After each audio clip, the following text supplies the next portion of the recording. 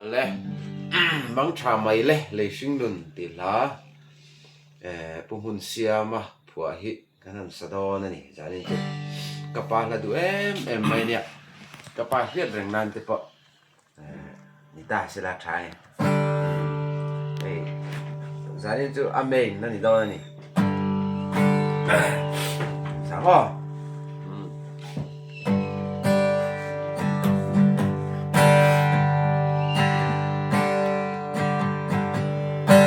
O kasing nung Calvary ininatsu alangin kanung laki stai suai itangkina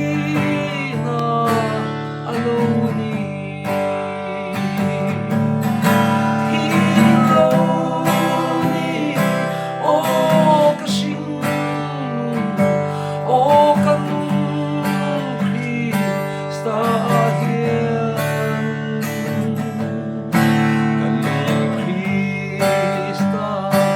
kahan em ya thilau ni kasing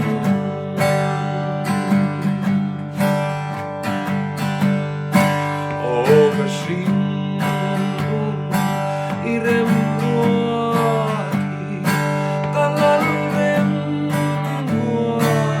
animo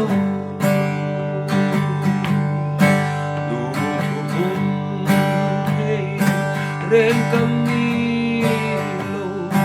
kanung Krista itina ininahong lampawata o kasing Jotoro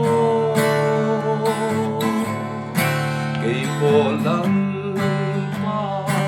mungwata chua kachol chan lam tunena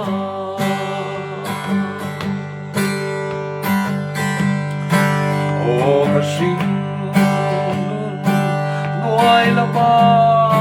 chua kay chung lam chua kani lal mi rong kapol thei nông cả khinh mung in trong sân mô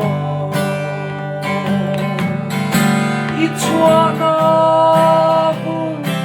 có har pan ro có hong ta he lal he na cả chua na